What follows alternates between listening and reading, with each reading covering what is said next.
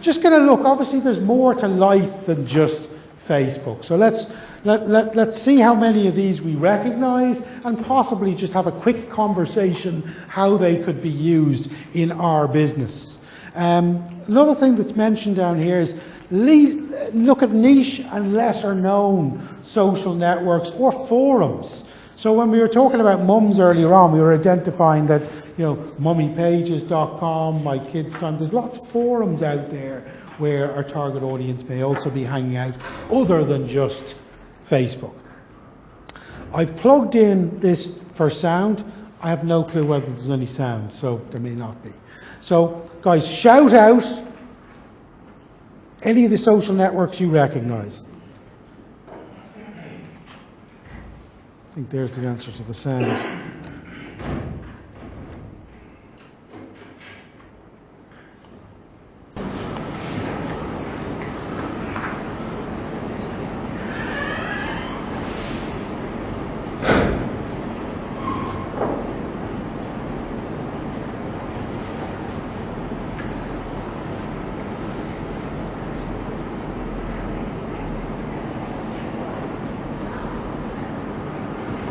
You're supposed to be shouting out.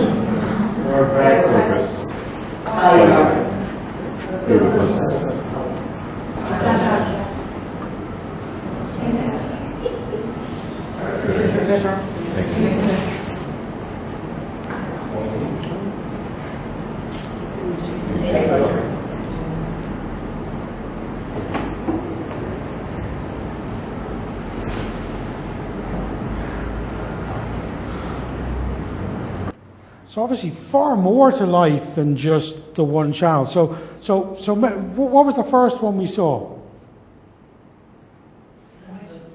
Pinterest was definitely the first one I saw. But so what's Pinterest, and how could we use Pinterest? So Pinterest, for anyone that doesn't know it, is a social network very popular with the female audience, far more than male. So it's about 80% female versus 20% men. It's a place where you can actually organize, I suppose, the things that you like in your life into different, I suppose, image boards or storyboards. So what you do, a bit like an old scrapbook back in the old days when you used to like cut stuff out and stick stuff in. It allows you to organize stuff in a very visual way online. So that's ultimately what it is. So it's great for people that are planning weddings and things like that. They'll have a board for the dress. They'll have a board for the hen. They'll have a board for dream places to get married, and they'll start to put all the stuff they like into the one place. So that's ultimately how your user uses it. So how garden centers use it is you can set up a business page on Pinterest, and you can create multiple different boards, as they're called.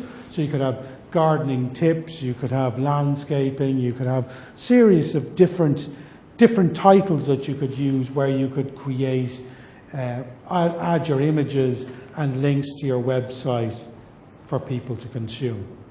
So that's ultimately Pinterest. Is anyone here using it heavily?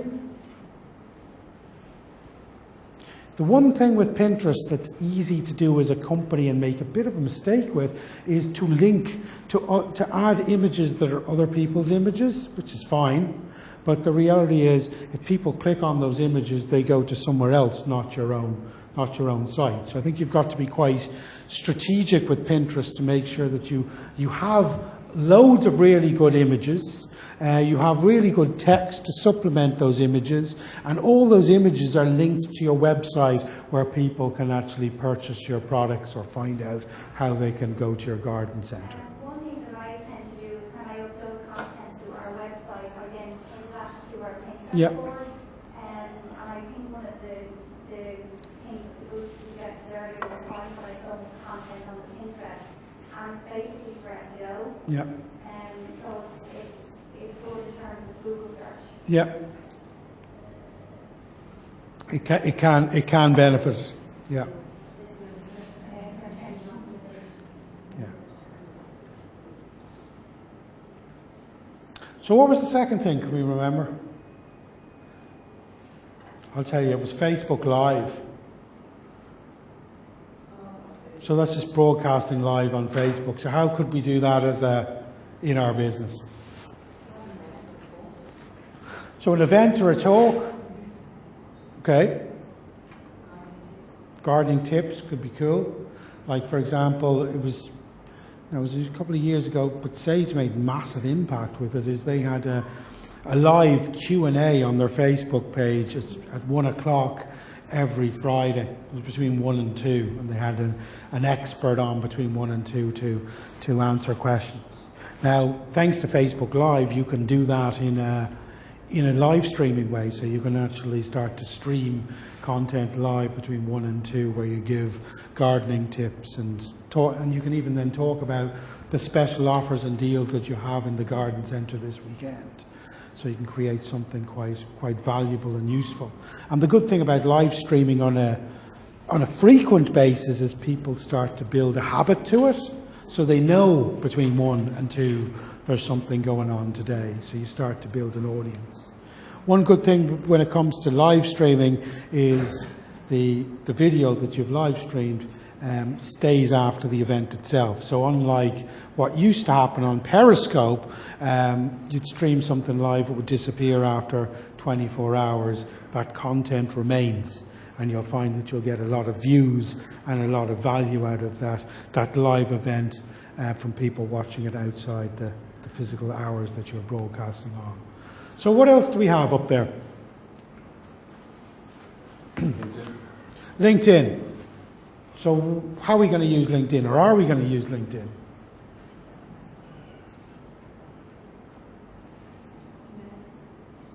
Yeah. There's an argument, I suppose, that LinkedIn is becoming a bit more like Facebook Yeah. than it was originally intended.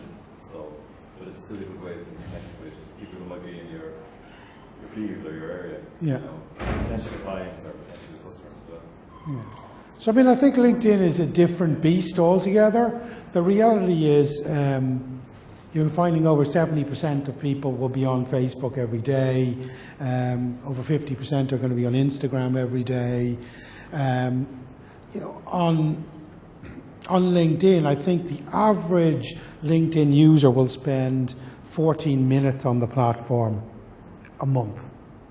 So there's far less kind of ongoing branding, engagement, chatting stuff going on. But searching, finding and connecting with, it can be a very, very good tool.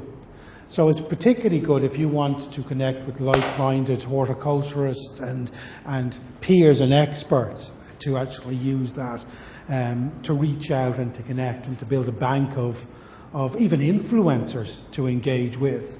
But the kind of day-to-day branding and pictures and photographs and stuff is probably not going to be the platform for that. So they say it's Facebook, or it's Facebook with ties. It's the business professionals social network. So even though you have business professionals coming into your garden centre, they're not in a business professional state of mind. They're just in gardening state of mind when they're walking through. So I think you can definitely use it to connect strategically with peers and experts, but I'd leave the general marketing piece to the more, I suppose, common social networks of Facebook and Instagram and Twitter.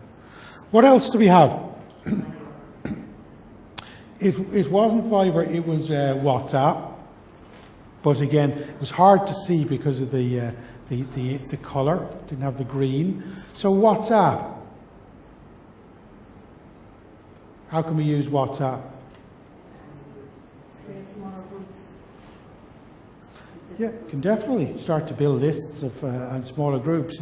And there's a thing, and I'll show you later today. It was Hellman's in Brazil. Now this is a major undertaking. What they did is they came up with a thing called What's Cook. And What's Cook was if what you did is you took a photograph of what was in your fridge, and you sent it to them, and one of their chefs would come up with a recipe for what you could cook. And then you could ask them stuff, well, how do I do that? And they'd send you demo videos of how to physically do stuff on a step-by-step basis. And you could even talk to them as you cooked. My milk is split. So it was a very, very interesting thing. But even in a garden centre perspective, I mean, there's no reason why you couldn't have your gardening help on WhatsApp. So I'm gardening, I have a question, I use WhatsApp to engage with you, to ask you a question. Obviously it's during gardening hours, and obviously you can only man it when you've got time. But if I've got a question in real time, that's literally one of the benefits of joining the WhatsApp group, is I can send you a message and get a response.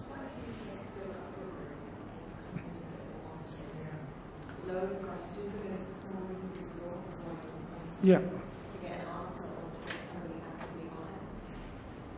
Well, yeah. Well,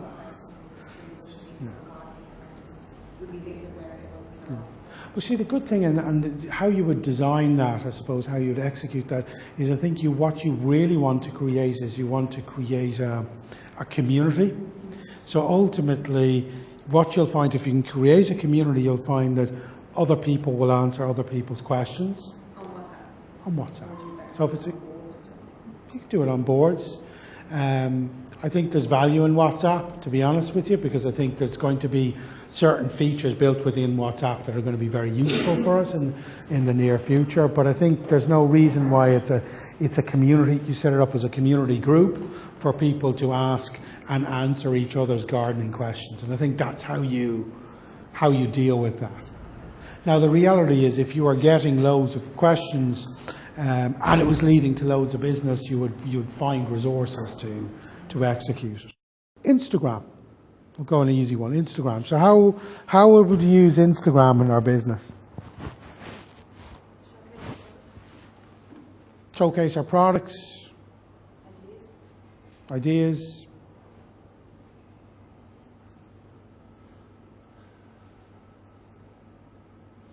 So there's a couple of little features now on Instagram. We'll look at them again this afternoon that you could do.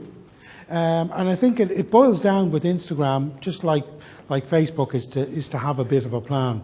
So one thing that I'm big on is you create some, I know it sounds awful, but some sort of content calendar. So you decide, okay, here are the 5 things, 5 themes, 5 areas that we're going to create content on Instagram, Facebook, Snapchat, doesn't matter on. Here are the 5 things, and let me create a nice blended array of content reaching those 5 things on Instagram. So certainly images. So there's various different things you can.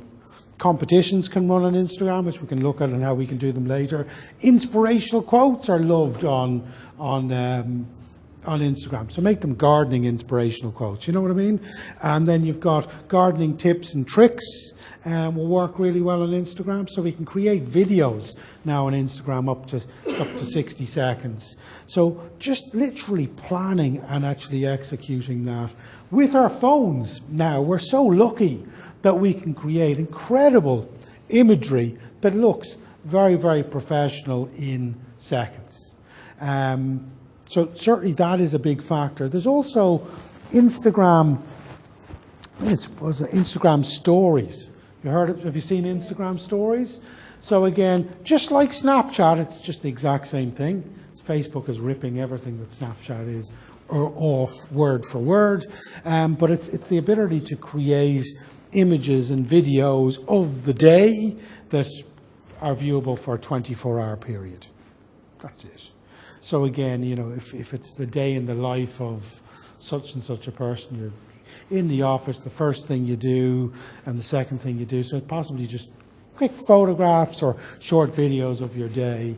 It's a great way of building, I suppose, a relationship with your audience, if you've got the right audience, better than ever before. So if I'm flicking through a story that has you out digging, has you out planting, has you giving advice, suddenly I get far more of an insight into your personality and who you are than a beautiful static picture of a plant.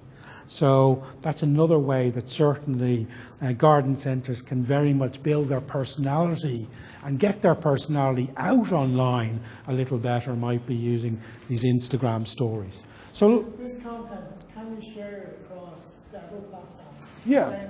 I tend not to, if I do a blog, Yeah. it's linked into the Twitter, so those are following Twitter and they'll find Yeah. it. If I put something on Facebook, it's a different, Yeah. I put the blog up on Facebook. Yeah, so I think you don't want, the blanket approach is fine to an extent, but I think at the same time you've got to give people a reason to engage with you in different places. So we'll address that to an extent. There's a tool here called Hootsuite. I don't know whether you guys have heard of Hootsuite. So it's hootsuite.com. There's also buffer.com is another alternative. And what these tools allow us to do, there's free and paid versions, is they allow us to connect multiple social media platforms to its dashboard. Upload our image, our video, our text, our link. Schedule the time and the day that we want that content to physically go out, and decide whether we want it to go to Facebook and Twitter or and Instagram and so on. So we can decide. So there will be times when some of your images would be perfectly good enough to go on multiple places at the same time. And it's a nice little tool to plan. So for me, I sometimes find that I might be out in the garden centre today and I may have half an hour and I may take 50 great photographs during that time, and I may create a bunch of text for those photographs. The good thing about the likes of Hootsuite is it's going to allow me to plan and to decide when I want that content published. So just like a drip in a hospital bed, it will feed those posts out in a spread out period of time rather than bam, everyone in every second. So it's a lovely little planning tool. Now, just a word of warning here. Instagram's API does not allow you to schedule and publish content to it, right? So they don't allow you to use Hootsuite, say 12 o'clock tomorrow, publish this. But what it does allow you to do, which is, to me, it's kind of just as good really, is it allows me to schedule all my Instagram posts on it. And what it then does is it sends me a message on my phone at the time I've scheduled my post and says, your content is ready to publish to Pinterest. So I go in, I press OK, and it's done. So it just requires one more manual step that I don't have to take with the other platforms. So just a word of warning there. Now, like anything else, Hootsuite has an app. Now, God, I did this last night or a couple of nights ago, but just very quickly, simple app, which is the owl there on Hootsuite. Now there is commentary on this to support you guys, but when you click into the app, you can see what's going on. You've got various different lists from your social media platforms that you can view. So you can see exactly what's going on in multiple places from the one app. If you want to create a bit of content, you just click on Publish a Bit of Content.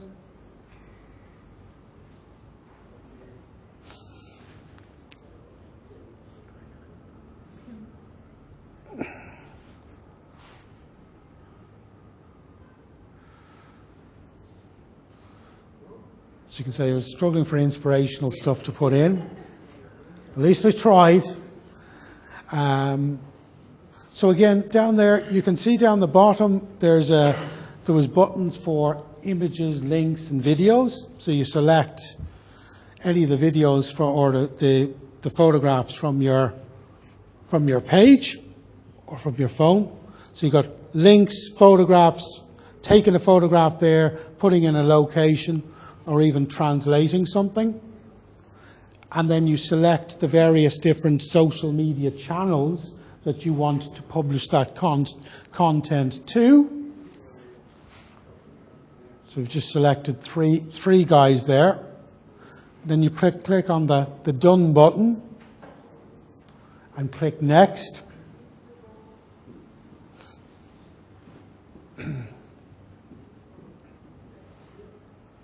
And then this gives you the option to send now, to auto schedule, which will literally automatically schedule it for you, or send later, where you can choose the exact time and date when you want that content to be sent out to. So again, boom, we're done. So then that content is saved. So if you've created a bunch of images, you don't want to send them all out now, which you shouldn't, but you don't want to be going in and out and in and out and in and out of platforms. You can actually schedule that content to go out. And it's a nice way. Usually Friday afternoon for me is a time when I would plan 80% of my social media updates for the following week would get planned out. But I would do exactly what you said. I wouldn't necessarily blanket them on all the same platform. I would mix it up a little bit. Yeah. Now the paid version, just to put it in context, and it's not free, but again it works out at, I think it's €7.99 per month. So again, if it saves you an hour a week, when you think about it, it can be, but you have to use it. And the free version, I think, allows you to connect 3 social media platforms, whilst the pay one allows you to connect 100. So I'm not suggesting we're ever going to have 100 social networks, but it does give us much better functionality. But like anything, you'd start with the free version. It also has a little bookmarklet called Hootlet. The Hootlet, which will sit in your Chrome browser or your Firefox browser. So if you're reading an article and you think, oh, I like that article, that's very nice, you just press on it, it will automatically open up a little Hootsuite box and allow you to schedule there and then, so within seconds. And I often find sometimes we read great stuff and then we think, yeah, that would have been good to share, but we never actually did it at the time. So it's got a few nice features. So that is a great tool for scheduling. Okay, last thing that we'll look at is some tactics that we could use when it comes to our social media efforts. So, I mean, something that's become big is teaming up with other people. So teaming up with vloggers, as I said there, which are just video bloggers, influencers, or even crowdsource competitions. So get people to send in their gardening tips and showcase their gardening tips on your Facebook page rather than give your own. So it becomes not a social network that they engage with, but a social network that they participate in. That can work very well. So there's a few things that B&Q have done. Now I know they're not us, but look at the big hardware stores that have garden centres and big budgets and see what they're doing that's interesting, and then take inspiration from that to do something at your level. I think works well. So what they did is they teamed up with a bunch of, I suppose, interior designers or whatever they were to actually design cool-looking beach huts. So they just took a standard garden shed and got people to make them cooler than they were. Generated a lot of engagement. Now, what they also did is they also targeted people that had a big following. And the reality is, sometimes it doesn't matter where they find out the information about you, it's the big following. So there's a guy, has anyone heard of a guy called James Patrice before? He's become a bit of a Snapchat sensation in the Irish market, does a lot of video. Well, the Aviva Stadium just down the road there, they hired him literally to do interviews and live stuff for them during match day. And you know, he has, I think his audience was, I think it was 50 times more people liked and engaged with him than the whole Aviva brand, let alone the stadium. So his reach was just phenomenal. So what they were trying to do is they were trying to use his audience as well to actually drive the message towards Aviva, and that's kind of clever to do. And again, with vloggers, just like I suppose guest bloggers to a certain extent.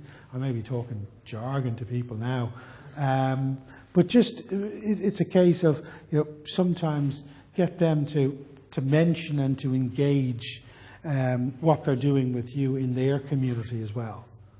So rather than have them talking on the Grow More page, have them talking on their own community page as well, so you reach more people. So it's a definite strategy and something that's big at the moment. Other very simple things that are working at the moment is using images, obviously, works very well. There's stickers, emojis, those things that we all hate, that we wish would die. And they're just getting bigger. Yeah, they're getting bigger and greater and better than ever before. So they work. They just up engagement levels. It's extraordinary. There's GIFs. So again, if you use Twitter, it's very easy to add a GIF. That's telling me it's lunchtime. Adding GIFs to your to some of your updates, and you can make your own GIFs should you wish to do so. What's a GIF? I was dreading someone would ask that question. Oh. Now, GIFs were around in about the late 80s. So, do you know what a JPEG is? It's a file for an image. So, a computer file for an image was often a JPEG. Then you had GIFs, which essentially were, I suppose, a very compressed looping video that was the size of your image that kind of looped and played around. So, back in the old days, they were very. There were simple drawings of stuff that just looped. Now you've got video GIFs that loop around that you can make. So it could be just a case of compressed file of a picture of you just watering a can or something like that, and it's like an image except it loops. I used a couple of them on the Grow More page, and it's really, some of them have been some flowers and they play the loop with themselves. So it's static images that just move or loop and change. So GIFs, they may work again because they'll jump off the page much more than your static image will. Now they work well on Twitter. I had stickers in there. Now this is something that is starting to become quite popular. And you've got them on Snapchat, you have them on Twitter now, where you can actually add stickers to your updates, and even put stickers on your images. So the ability to have a picture of the Grow More guy with the watering can, but put a Mexican sombrero on his head. So you're just adding a sticker just to make your image more fun and cool. So these are all trendy things. A year from now, they may be all dead and gone.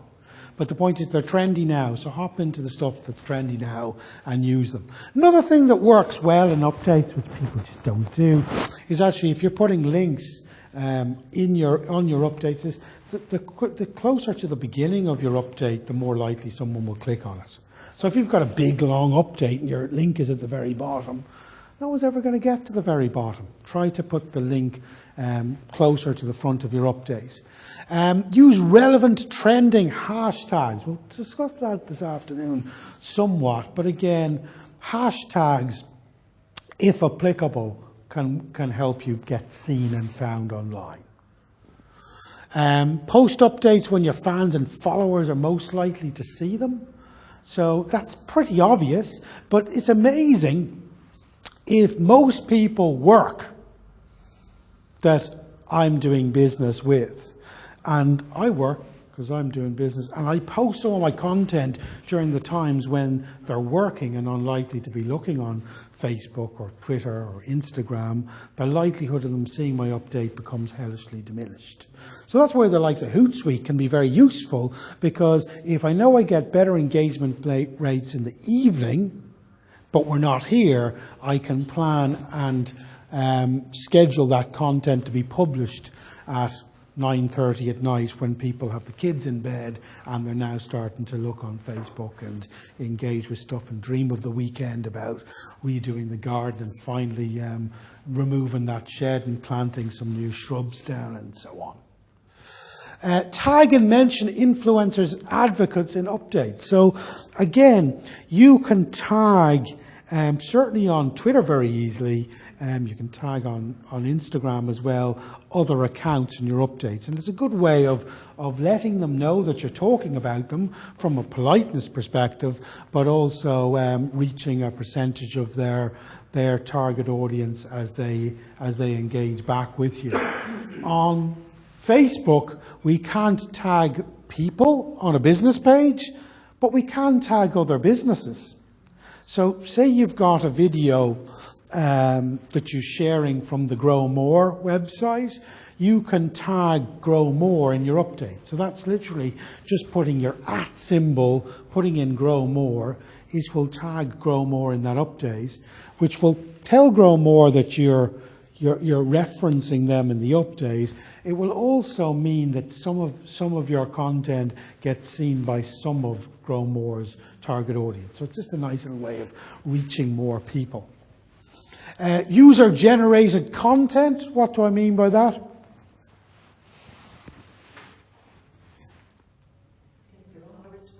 Yeah, asking people what their tips are. Make them the star of the show a bit. Put content in from them. And that's brilliant. They love that. And people are far more likely to share the content that they've contributed to. So the more of that we can bring into our business, the better. And obviously it's test, and tweak insofar as some of our best ideas will fall flat on their face. And some of the things that we thought were a little too spammy may be hugely successful. So it's just making sure there's no point doing it unless we're seeing how many people do we reach with that post. How many people are coming in taking the 5% off Facebook discount that we're offering? How many people have checked in that we've incentivized to check in? Just making damn sure that we're not just doing the same thing time and time again and not seeing what works and what doesn't work. So this boils into having the right key performance indicators for everything we do. So decide what you want to measure. And this is back to our goals. We'll make this the last slide from between now and lunch. But this is back to our goals. So whatever goal we wrote at the beginning of the session today, which seems like 3 weeks ago, doesn't it? Yeah. Has to be tied to key performance indicators. So what are we trying to do? Is it the sign of our online community? Is it fans? Is it engagement rates? What is it? Visits to the website? It amazes me how many companies want to drive traffic to the website and never link to their goddamn website on their Facebook page. What's that all about? Like it was even mentioned earlier on with some of the breakout sessions that, you know, it was good for engagement and stuff, but they weren't driving traffic to their website.